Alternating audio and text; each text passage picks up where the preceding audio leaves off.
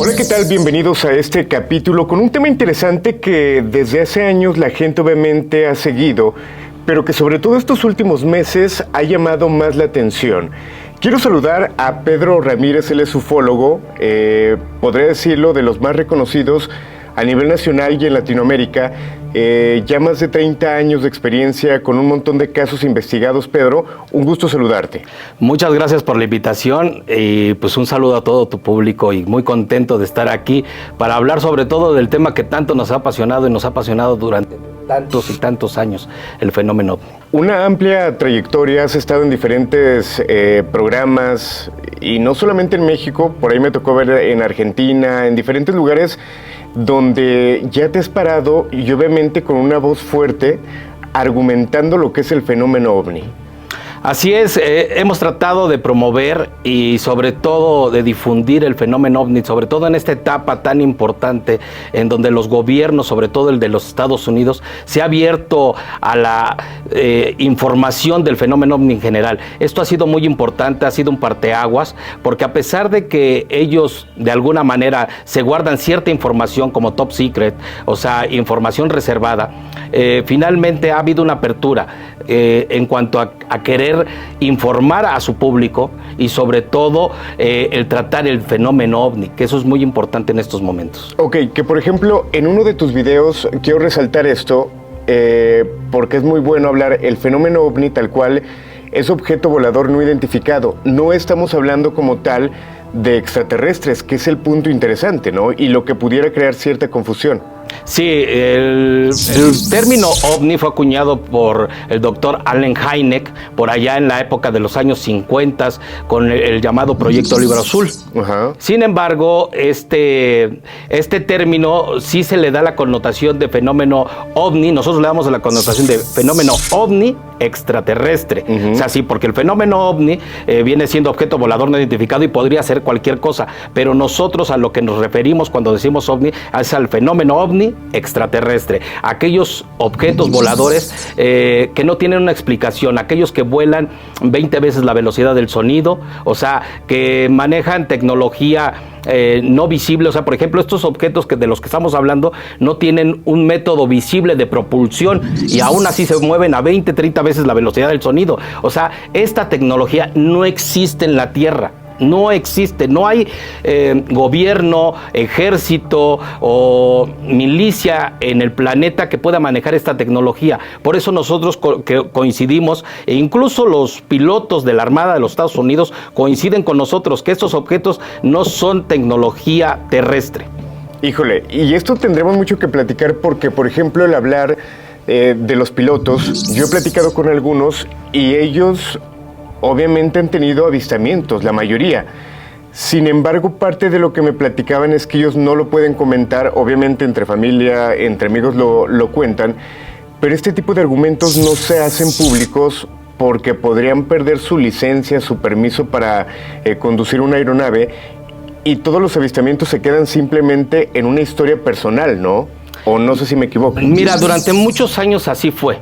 De hecho, lo que nosotros conocemos como la era moderna del fenómeno OVNI inició precisamente con un avistamiento de un piloto aviador llamado Kenneth Arnold, que tuvo un avistamiento el 24 de junio de 1947 sobre el Monte Rainier en el estado de Washington. De ahí se le conoce como el primer avistamiento oficial en la historia del fenómeno OVNI, o sea, hace más de 70 años. Y durante mucho tiempo sí, los pilotos fueron considerados locos. En la Segunda Guerra Mundial, pues obviamente tuvieron el avistamiento de los llamados Foo Fighters, estos objetos naranjas que se acercaban a los aliados, pero sin embargo, durante mucho tiempo sí fue muy estigmatizado el tema del fenómeno OVNI en la aeronáutica. Entonces, sí, muchos pilotos evitaron hablar del tema, sin embargo, hoy en día no.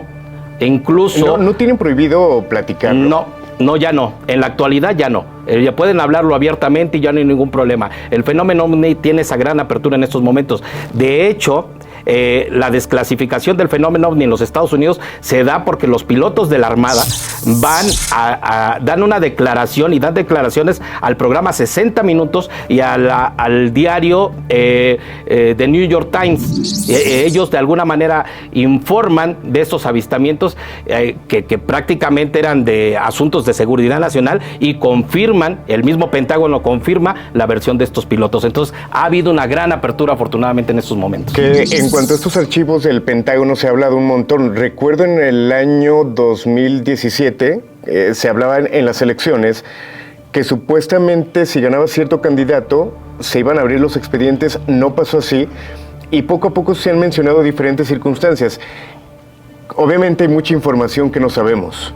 Sí, mira, en la actualidad Hillary Clinton, George Bush, Barack Obama, incluso dentro de sus discursos de campaña mencionaron que iban a abrir estos archivos. Ajá. Sin embargo, no terminaron de hacerlo, ¿no? Sí, pero ha habido personas como, fíjate que el año pasado, en septiembre, tuve la fortuna y la oportunidad de estar en un congreso mundial del fenómeno OVNI en Barcelona, España, en el Ufology World Congress.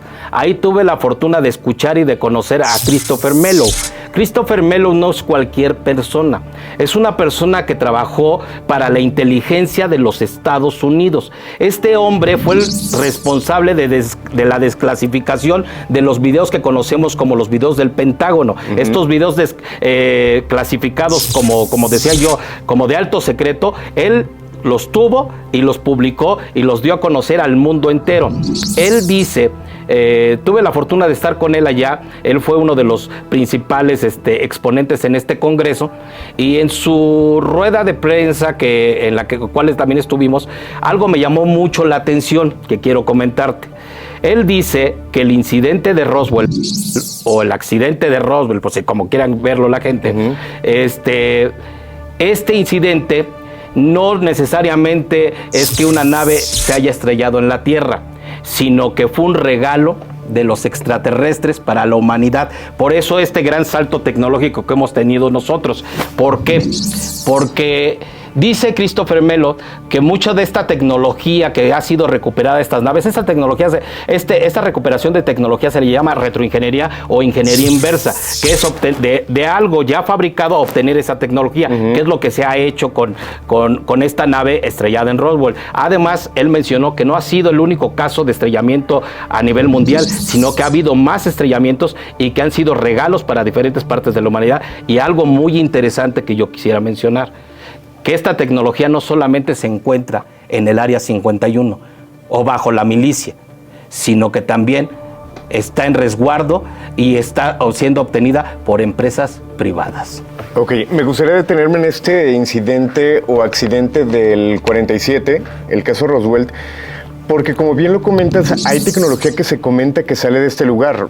He leído, por ejemplo, de la fibra óptica, se habla del microchip, y que a lo mejor las fechas llegan a coincidir. Por ejemplo, el incidente ocurre en el 47, el microchip se inventa en el 58. O sea, realmente llegan a empatar un poco las fechas, pudiera ser. Pero además se habla de que los militares que llegan de Estados Unidos a la zona cero, la zona del accidente, pues que les tocó ver las piezas o el material de la nave, y que se encontraban diferentes cuerpos también de extraterrestres prácticamente esparcidos en ese sitio. Obviamente ellos tuvieron que guardar silencio por mucho tiempo. Se dice que tuvieron que visitar zonas aledañas para amenazar a la gente de que no podían hablar nada, pero sin embargo ya cuando iban a fallecer, estos testimonios fueron saliendo y son argumentos que hoy tenemos, donde dicen que realmente sí había cuerpos, donde realmente sí cayó una nave. Entonces podremos asegurar que esto fue real. Sí, sí hay muchas posibilidades de que esto sea real. Hay grandes investigaciones e incluso los hijos de los testigos que aún todavía están vivos aseguran que así fue. Con respecto a la tecnología, para ahondar un poquito más en eso, hay un libro que se llama Un día después de Roswell, que escribió un coronel que ya murió, que se llamaba Philip Corso. Ahí él habla a detalle de precisamente lo que acabas de mencionar, de la fibra óptica, del rayo láser, incluso del teflón, que fue tecnología obtenida o extraída de estas naves, ¿no? O sea, no como tal, no para con el uso que nosotros tenemos, pero que toda esta tecnología fue incursionada a nuestra vida cotidiana. Entonces, sí, efectivamente se habla de cuerpos, se habla de 3 cuerpos, algunos de ellos, y un ser vivo.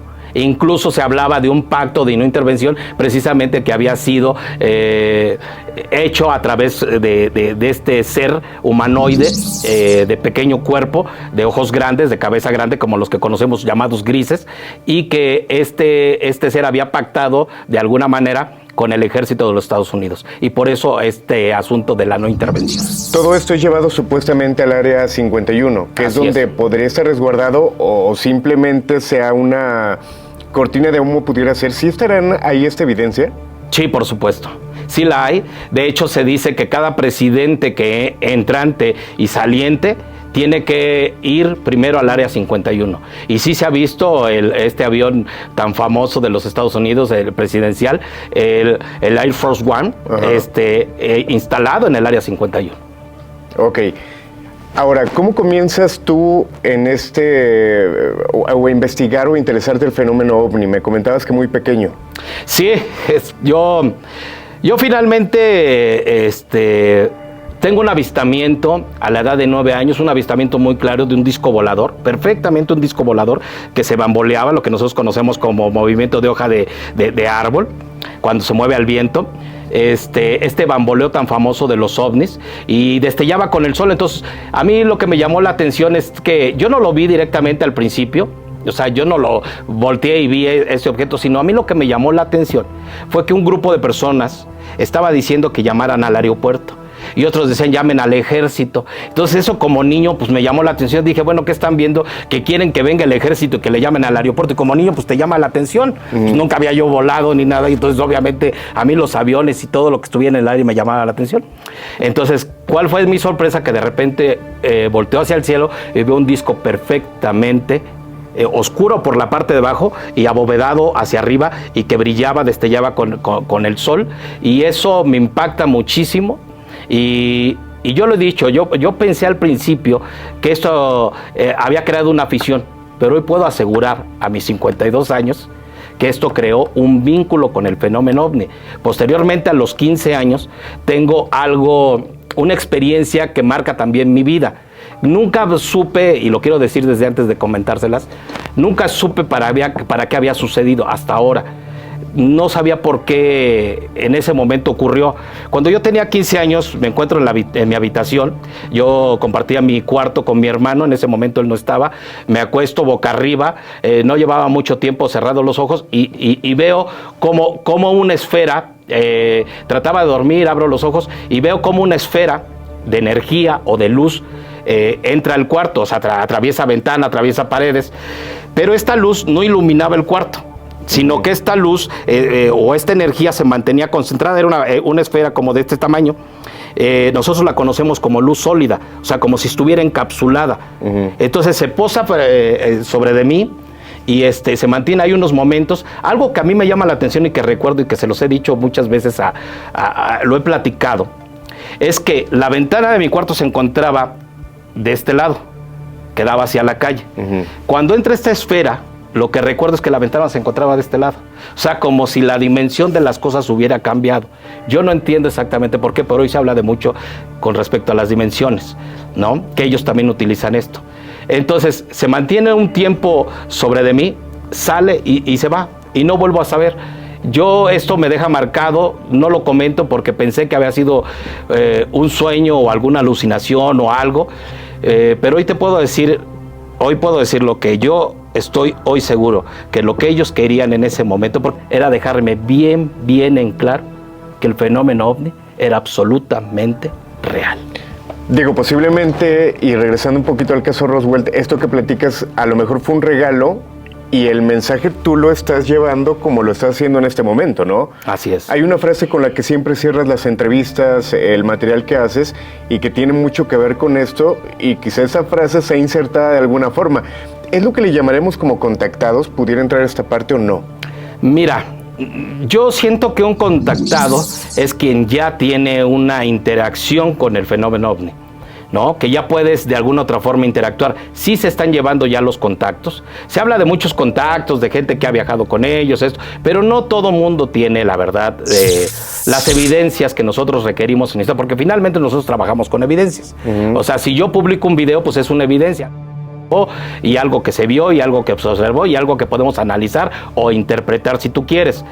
Pero solamente con la narración, digo, al final de cuentas los testimonios de las personas yo los acepto y sé que vienen muchas veces de muy buena fuente y creo en el ser humano, pero para el fenómeno OVNI sí requerimos de ciertas evidencias. Entonces, hoy en día está ocurriendo algo muy interesante. Pues bien, después de este despertar de conciencia, después de un año, yo un día me levanto a eso de las 5 de la mañana, todavía estaba oscuro y pues muy armonioso, porque andas en un estado, yo siempre digo, como mesiánico, y veo como un pequeño objeto viene. En ese momento pues yo no tenía el dispositivo para darme cuenta si es un satélite, porque hoy sabemos que puede haber satélites, hay muchos satélites. Ingenuamente, si ustedes quieren, o si tú quieres, le hice un saludo con la mano, así de, pues, como de hola. Desde el otro punto, como a esta altura del cielo, otro objeto empieza a enviarme destellos. Eso ya es una interacción, eso ya es un contacto. Pero yo lo que he visto en los últimos 30 años que he seguido de cerca este fenómeno, he visto solamente en una ocasión. Que hay algunos videos, hay algunas imágenes, por ejemplo, cuando algún meteoro va a impactar, es como si algo nos salvara. Ahorita que hablas que son buenos. Ellos vienen a ayudarnos, no a salvarnos, pero ellos están tratando de evitar una catástrofe de tipo apocalíptico. Pero ¿con qué intención? Porque nosotros no tenemos posibilidades de enfrentarla.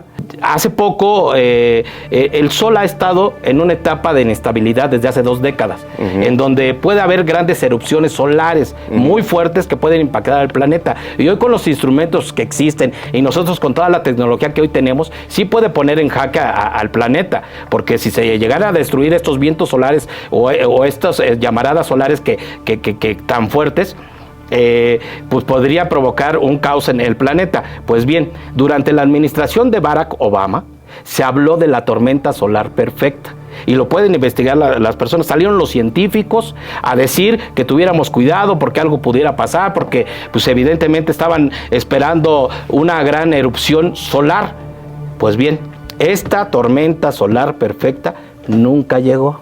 Lo que sí llegó fueron grandes naves o grandes estructuras a extraer energía del Sol y fueron captadas por la sonda SOHO de la NASA, un laboratorio espacial extraordinario que monitorea el Sol todos los días, las 24 horas del día, y ahí pudimos captar cómo hay objetos que están extrayendo energía del Sol. Muchos dicen, vuelvo a repetir, que es para alimentar sus naves. No, yo creo que ellos también, al igual que el Popocatépetl y otras cosas, extraen esta energía precisamente para que no haya estos estallidos solares tan fuertes que pudieran provocar una catástrofe de tipo apocalíptica aquí en el planeta. Pedro, agradecerte que nos hayas acompañado. ¿Cómo te siguen en redes sociales? Y ojalá que pronto nos vuelvas a visitar para checar a lo mejor el material que tienes, lo que seguramente se va a seguir platicando, lo que seguramente seguirá ocurriendo en cuanto a este fenómeno. ¿Cómo te encuentra la gente? Bueno, a mí me pueden encontrar como ufólogo Pedro Ramírez, Instagram, Twitter y Facebook. Ahí me pueden localizar y pues yo agradecerte el estar contigo. Muchas gracias, fue muy ameno, estoy muy contento con lo que estás haciendo. Gracias, y a todo tu público, pues muchísimas gracias, y como siempre me despido con respecto al fenómeno OVNI extraterrestre. Es momento de creer. Totalmente de acuerdo, un placer. Gracias.